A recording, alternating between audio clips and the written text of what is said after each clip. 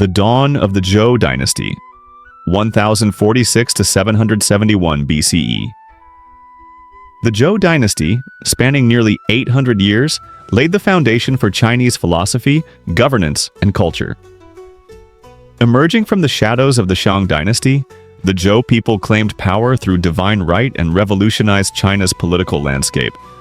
But how did a small tribe along the Wei River conquer the mighty Shang? And what ideas shaped their enduring legacy? Our journey begins in 1046 BCE, when King Wu, leader of the Zhou, rallied an alliance of disgruntled Shang subjects and neighboring tribes. The pivotal Battle of Muye saw the Shang collapse under corruption, while the Zhou introduced the Mandate of Heaven, a revolutionary belief that rulers were chosen by the gods but could lose their right to govern through tyranny. This concept would justify dynastic cycles for millennia. The Zhou established their capital at Haojing, near modern Xi'an, launching the Western Zhou period. They decentralized power, granting lands to loyal nobles in a feudal system. Yet this structure sowed seeds of future conflict. Through bronze inscriptions, rituals, and the Book of Documents, the Zhou wove myth and history into a unified identity. The Mandate of Heaven, philosophy, and power. The Zhou's greatest innovation wasn't military, it was ideological. The Mandate of Heaven became China's political bedrock. Unlike the Shang's ancestor-centric rule, the Zhou argued that morality, not bloodline, determined legitimacy. A just king brought prosperity. A tyrant invited floods, rebellions, and downfall.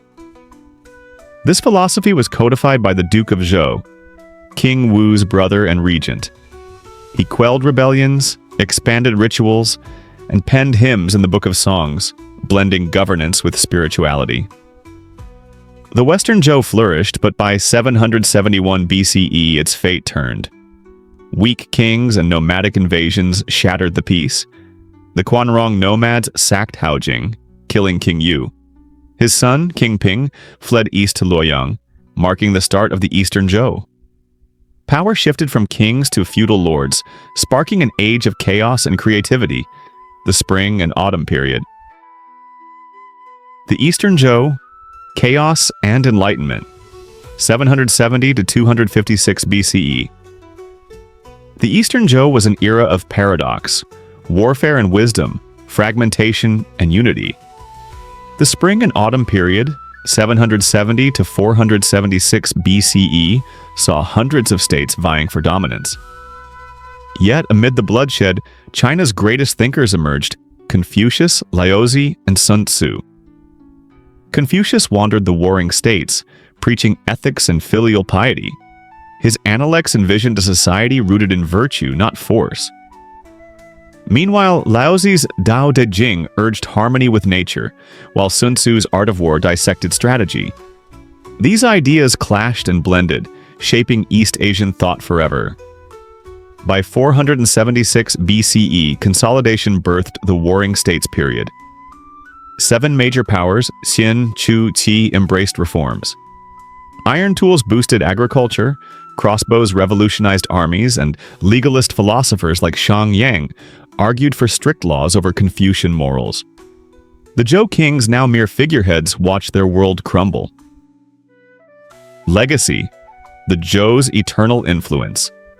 The Zhou dynasty officially ended in 256 BCE when the Qin annexed Luoyang. Yet its legacy outshone its demise. The Mandate of Heaven legitimized every dynasty until 1912. Confucianism became China's moral compass. Daoism its spiritual refuge. Zhou rituals live on in festivals, ancestor worship, and even the Chinese script.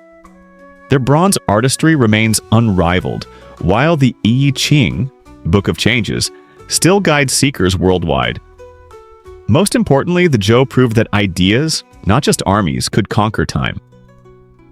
The Zhou dynasty teaches us that empires rise and fall, but ideas endure. From the Mandate of Heaven to the wisdom of Confucius, their echoes still shape billions. As we navigate modern chaos, perhaps the Zhou's greatest lesson is this: true power lies not in dominance, but in harmony.